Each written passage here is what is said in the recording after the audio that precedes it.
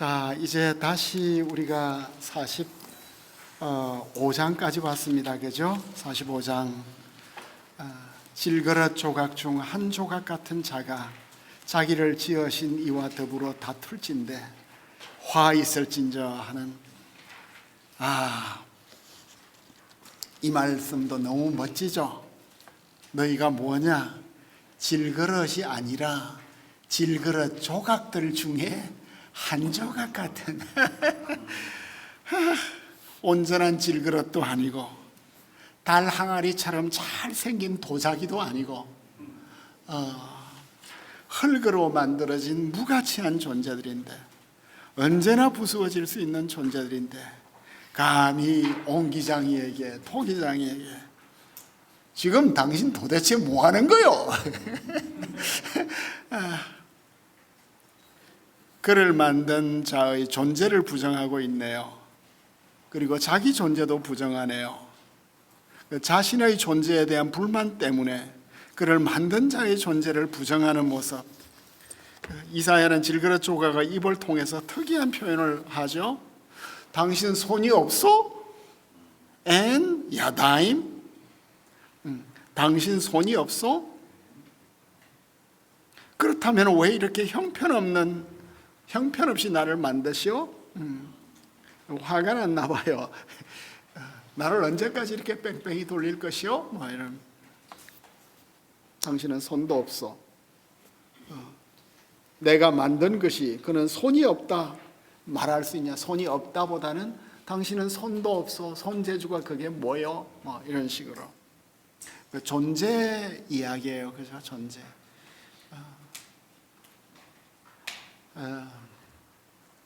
저도 제 존재가 심각하게 부정되는 경험을 했죠. 그러니까 내 존재는 어떻게 존재할까요? 나의 존재, 내 존재 가치는 뭘까요? 저는 참 칭찬만 받고 오랫동안 살았잖아요. 그런데 어느 날 갑자기 아무도 모르는데 막 내게 대한 욕을 도배를 하니까 이게 상당히 당황스러웠어요. 제가 이제 많은 욕을 들어먹으면서 이스라엘을 갔잖아요. 이스라엘을 갔는데 이스라엘에 내 제자들이 얼마나 많이 있겠어요.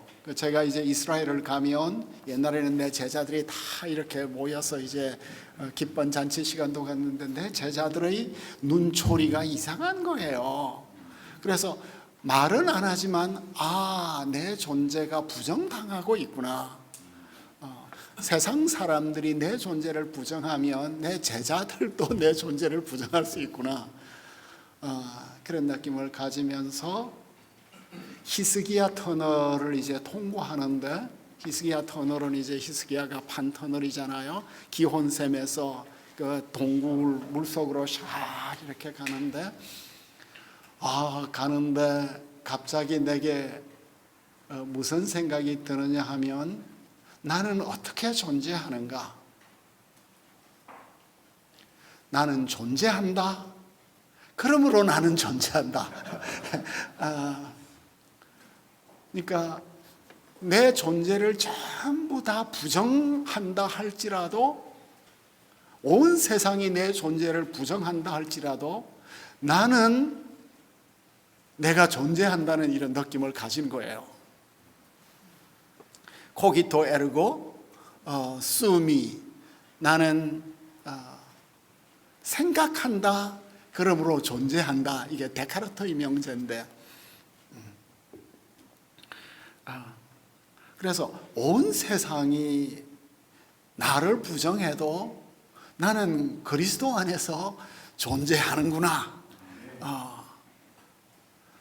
그리고 이제 크리스마스가 되어가지고 우리 이제 총신동문들이 다 모였는데, 또 이제 선생이 왔으니까 성탄 축하 메시지를 하라고 해서 성탄 축하 메시지를 하나 했는데, 그 설교 하나 듣고 다 뒤집어져 버렸어. 무슨 역사가 있었는지는 모르겠지만 그래 눈빛이 싹 달라지네.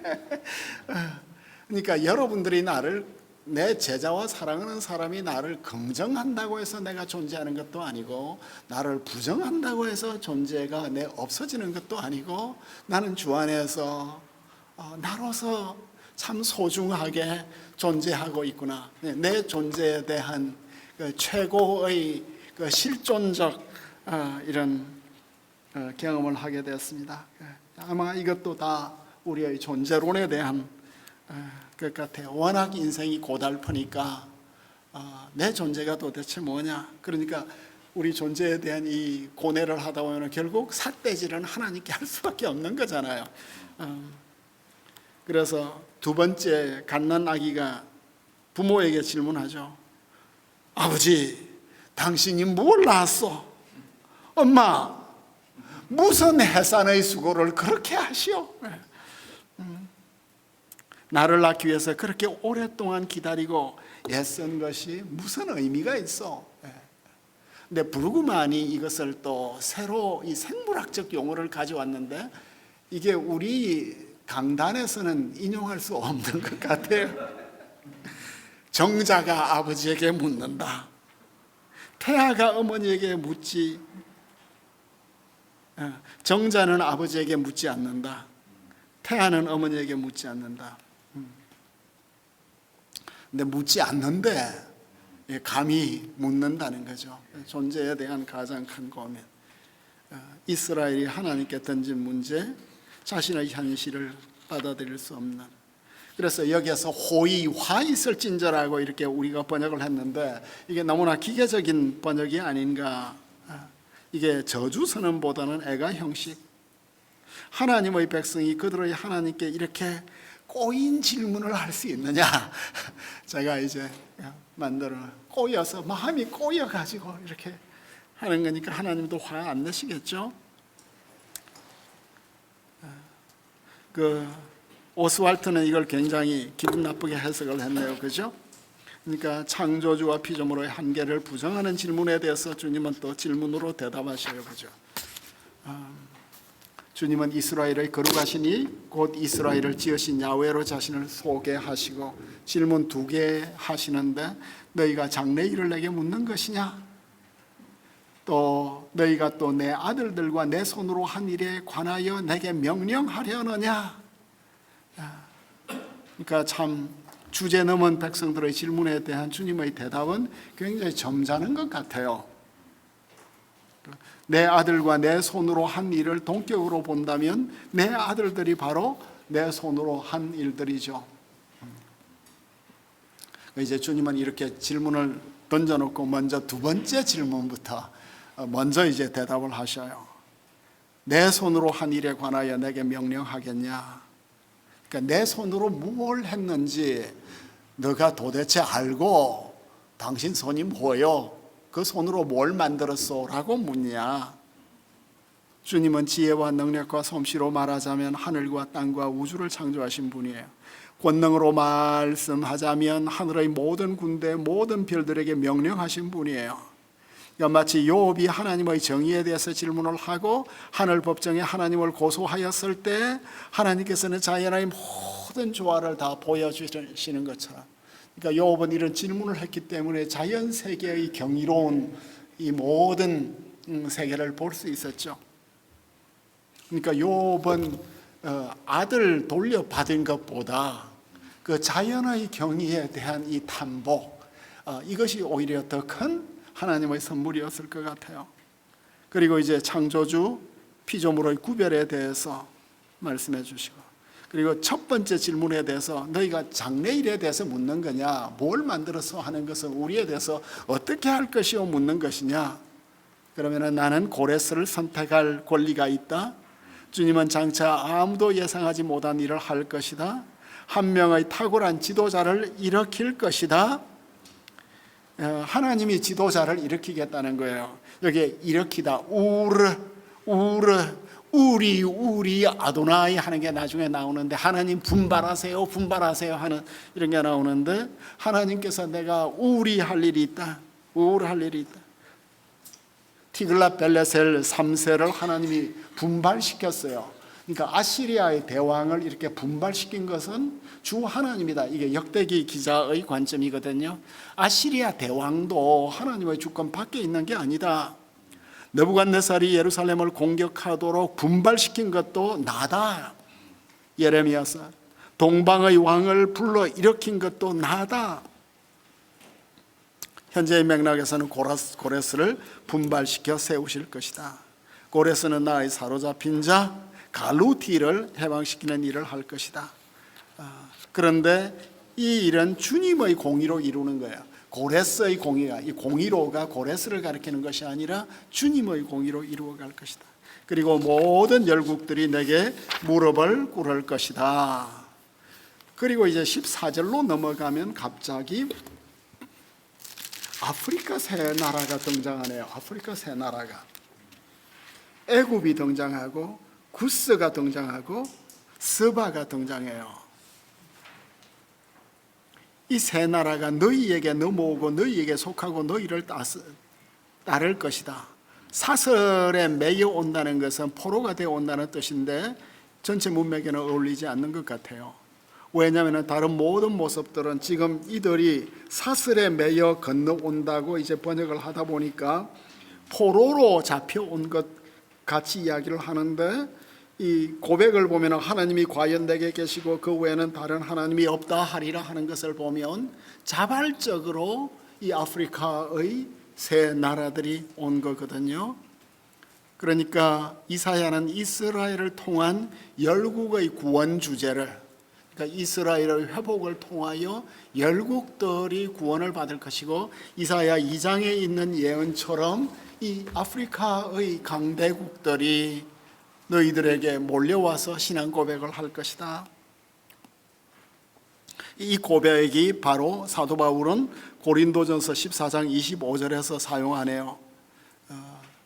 그 마음의 숨은 일들을 드러나게 되므로 엎드려서 굴복하다, 프로스큐네오예요, 그죠? 하나님께 경배하며 하나님이 참으로 너희 가운데 계신다 하는 엔소이 호데오스 에스틴 후토스 호데오스 엔 휘민 에스틴.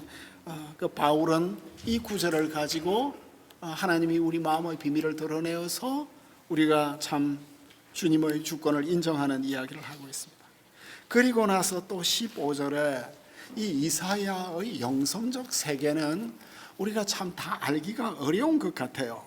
15절에 16절이군요. 15절 16절 왜 지금 45장이죠. 45장 15절 우리 같이 한번 읽어볼까요? 구원자 이스라엘의 하나님이여 진실로 주는 스스로 숨어 계시는 하나님이십니다. 하나님은 계시의 하나님이신데 왜 숨어 계시는 하나님이라고 말씀을 할까요? 이 고백이 이스라엘의 고백인가 이방의 고백인가? 그 시편 기자들도 하나님이 숨어 계신다는 것을 여러 곳에서 고백을 하고 있죠. 그래서 이걸 열국의 고백으로 보는 것이 하나님 구원 활동의 패러독스를 말하는 것이다.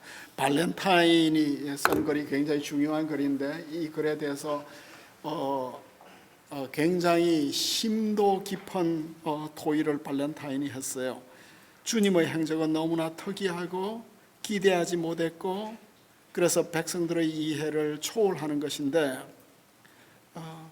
파스칼은 브루그만이 인용을 했네요. 하나님이 숨어 있다고 고백하지 않는 종교는 참되지 않다고 말했대요. 루터도 하나님의 능력은 십자가의 연약함과 취약함에 숨겨져 있다고 말해요. 근데 숨어 계신 하나님에 대한 신앙 고백이에요. 우리가 이 숨어 계시는 하나님, Deus absconditus, Deus revelatus, 하나님은 계시하시는 하나님이신데 하나님은 숨어 계시는 하나님이래요. 그러니까 이 말씀은 너무나 다양한 차원을 가지고 있는 것 같아요. 이건 뭘 우리에게 일차적으로 말해줄까요? 우리가 하나님의 세계를 다 알 수 없는 거고 하나님의 섭리를 다 알 수 없는 거고, 이게 이제 영성신학의 출발점은 숨어 계시는 하나님에 대한 인식 같아요. 그러니까 하나님의 초월성을 이제 이렇게 표현을 하는 거죠. 그 숨어 계시는 하나님. 그런 책 제목 있지 않습니까? 충분히 있죠. 저희 목사님, 숨어 계신 하나님의 이 의미가 이스라엘 백성들에 의해서 왜 하나님 우리에게 역사하지 않으시겠냐 그런 의미를 반문하는 건 아니에요. 그것도 가능하죠. 하나님이 숨어 계시다. 하여간 웨스트민스터 신학에는 숨어 계신 하나님은 거의 없었던 것 같아요. 있나요? 말씀하시오. 이현정 박사 크게 말해요. 루터의 하나님도 숨어 계신 하나님이에요. 그러니까 루터의 하나님은 내 대적자예요. 그러니까 우리가 생각하는 하나님하고 참 이미지가 다르죠. 근데 사실 야곱에게는 레슬러로 하나님이 오시잖아요. 그러니까 우리는 늘 하나님을 너무 편하게 길들이죠. 우리 신학이라는 것이 하나님에 대해서 참 쉽게 설명을 하고, 하나님이 친근하고 선한 목자고 따뜻하고 자애롭고, 근데 그 하나님의 초월성은 숨어 계신 하나님으로 표현을 할 수밖에 없는 것 같아요. 여보, 당신이 하실 말씀이 있어? 이때 당신이 말씀하셔.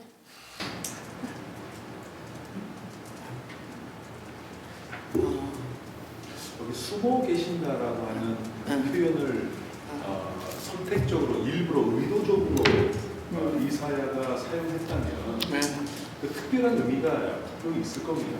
그렇죠. 왜냐하면 하나님은 눈에 보이지 아니하신 하나님은 영이시다. 하나님은 우주 가운데 충만하시 평만하시다. 이런 의미가 아니고 숨바꼭질 하는 듯한 그런 느낌? 그런 느낌이 분명히 있을 거.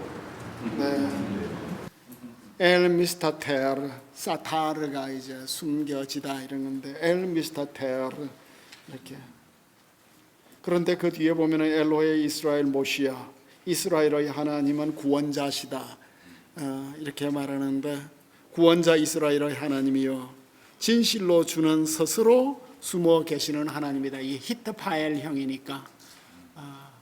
그러니까 그 하나님의 초월성을 우리가 감히 이렇게 뚫고 갈 수 없는 거죠. 영성학에 있어서는 무지의 구름이라는 이런 표현을 쓰는 거예요.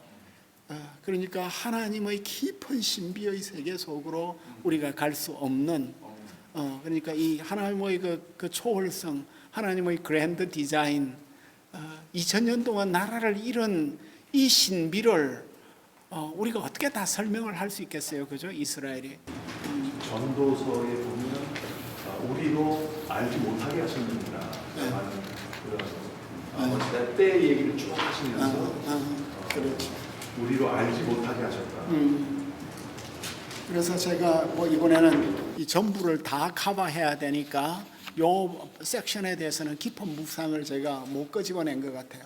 하여간 이 표현은 참 독특한 표현이고, 우리는 늘 계시의 하나님, 웨스트민스터 신학은 입만 열면 성경이 하나님의 유일한 계시다, 계시의 하나님만 디립다 이야기를 하는데, 그래서 어느 날 웨스트민스터 교수가 와서 나도 이제는 성경의 권위에 대해서 말하는 게 피곤합니다. 입만 열면 성경, 그래 성경의 권위를 좀 새롭게 변정해 주면 좋겠는데 늘 성경의 권위만 이야기를 하는데 와서 저도 성경의 권위를 또 이야기를 하니 피곤하네요. 이런. 그러니까 이게 영성적으로 숨어 계시는 하나님에 대한 생각을 하면 신비의 영역을 참 많이 인정을 하는 것 같아요. 내 이성 속에, 내 성경 해석 속에 하나님을 다 끌고 오는 게 아니라 감추어진 하나님, 스스로 숨어 계신 하나님. 그 발렌타인이 하여간 이것에 대해서는 제일 깊은 토론을 했는데, 제가 올라가면 카톡방에다가 발렌타인의 글을 올려드리겠습니다. 그래서 이제 이스라엘, 이제 이 섹션이 참 특별하네요. 보니까 이제는 이스라엘과 열국이 함께 구원을 받을 거래요. 그러니까 앞에서 보니까 이 애굽도 이디오피아도 스바도 많은 예물을 가져와서 신앙 고백을 하는데, 그러니까 이제 발렌타인이 이야기를 했나요? 이 고백은 열국의 고백인데 하나님의 구원이 이스라엘에 있다니요. 이게 도대체 무엇입니까? 하나님 그동안 숨어 계셨습니까? 우리에게는 이런 맥락 속에서도 이해를 할 수 있을 것 같고, 이건 발렌타인이 다룬 것은 주해적 관점보다도 발렌타인이 욥기 주석도 탁월하게 잘 썼어요. 그런데 이 부분에 대해서 정말 매혹적인 글을 제가 썼는데 발렌타인이 제가 자세히 읽어보지는 못했습니다. 그런데 이제 이 스토리를 통해서 이스라엘과 열국이 함께 구원을 받을 거래요. 그 혼돈 속에서 19절은 더 신비롭네요. 나는 감추어진 곳과 캄캄한 땅에서 말하지 아니하였다. 숨어 계시는 하나님이신데 누구나 다 들을 수 있는 말로 말씀하신다. 그러니까 이게 문맥이 참 중요한 거예요. 그죠? 너무 숨어 계신 하나님에게 우리가 심취해가지고, 그럼 우리가 그동안 몰랐던 계시가 아직도 남아있다는 말인가? 이렇게 생각을 할 수 있는데, 하나님과 우리 사이에 존재론적으로 영원히 넘을 수 없는 선이 있지만, 지금 현재 전체가 선에 관한 문제잖아요. 이 처음 문제를 제기한 것도 당신 손이 있어? 그 토기장이에게 이제 대드는 선을 모르는 자들의 질문에 대해서 숨어 계시는 하나님이면서 감추어진 곳과 캄캄한 땅에서 말하지 아니했고 누구나 다 들을 수 있는 말로 했다. 오직 스스로 눈 막고 귀 막은 사람들만이 주님의 음성을 들을 수 없다. 그러니까 주님은 어둠의 깊은 신비에서 말씀하지 않았어요. 그죠? 이게 이교하고 너무 다르죠. 이방 종교의 사제들은 온갖 술법으로 잘 볼 수도 들을 수도 알 수도 없는 밀교적 방법으로 신들의 뜻을 전해요. 게다가 또 정확하지도 않아요. 그러니까 혼돈과 정의와 정직이 대비를 이루네요. 주님은 세상을 혼돈과 공허로 만들지 않고 정의와 정직의 규범과 조화로운 질서가 있는 곳으로 만드셨어요. 따라서 죄악의 혼돈과 무질서를 만드는 자들은 하나님의 나라를 상속받을 수 없는 거죠. 그래서 주님이 온 세상 사람들 다 부르시고 열국의 생존자들도 부르시네요. 그리고 땅끝까지 부르시고 이스라엘 후손들도 부르시고 다 모여라. 온 세상에게 구원의 소식을 전하는데 나무 우상치고 다니는 자들까지 이제 이야기를 하고 있습니다. 모든 열국에게. 그래서 모든 무릎이 꿇고 그 혀가 맹세할 것이다. 23절에 모든 무릎이 꿇을 것이다. 내게 모든 무릎이 꿇겠고 모든 혀가 맹세하리라. 근데 로마서 여러분들 이제 그 노트에 보시면 23은 이사야 23절이죠. 그 다음에 R은 로마서인데 이탈릭이 되어 있잖아요. 이탈릭이 된 것은 다 인용이에요. 그리고 PH는 빌립보서가 되겠죠. 이건 명조체죠. 이건 인유, 어떤 어휘나 구가 일치한다는 거예요. 그러면은 로마서 14장 11절은 모든 무릎이 내게 꿇을 것이요 모든 혀가 하나님께 자백하리라 하는 것은 이사야 이 구절을 바울이 가져왔다는 거죠. 빌립보서로 가면 모든 무릎이 예수 앞에 무릎을 꿇고 있는, 모든 입으로 그리스도를 주라고 시인하는. 이제 무릎 꿇는 것에 대해서 오리겐이 또 착안을 하네요. 무릎 꿇는 것은 우리가 우리의 죄 때문에 하나님 앞에서 자신을 책망하고 치유와 죄 사함을 위하여 간청하는데 필요하다. 무릎을 꿇는 것은 자신을 미워하고 복종하는 상징이다. 모든 영적인 무릎 꿇기는 피조물이 예수 이름으로 하나님 앞에 나와 자신을 낮추는 것이다. 선지자가 말하고 있는 것이 바로 이것이다. 그러니까 우리는 하나님 앞에 무릎 꿇어야 한다. 이 스스로 계시는 하나님, 계시하시는 하나님, 그 앞에 모든 열국들이 와서 무릎을 꿇는 이 모습이 25절에서는 이스라엘 열국 백성들과 함께 모든 이스라엘 후손들까지 제라 이스라엘, 마지막으로 나오고 있습니다. 그들 중에 주님으로 말미암아 의로운 자들, 바 아도나이 is the coup. 주님으로 의로운 자들, 이 구문은 참 어렵죠.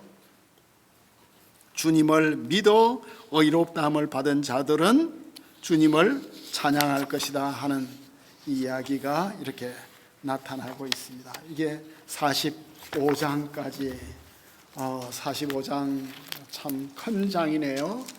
이 마지막은 뭐 거의 복음을 직접적으로 언급하고 있는 것 같아요. 그렇죠. 거의 네. 그러니까 여호와로 말미암아. 여호와의 은혜로 말미암아. 이사야는 도대체 어떤 사람이에요? 이 세계가 얼마나 깊은 영적 세계 속에 있었으며 또 이걸 이렇게 아름답고 멋진 말로 다 표현을 해냈을까요? 그 한국의 문제는 뭐냐 하면 우리 믿음의 선배들도 참 깊은 체험을 했을 텐데 기록이 없는 거야. 이사야는 이걸 다 이렇게 기록을 해두니까 오고 오는 세대 끝도 없이 이걸 묵상을 하게 되는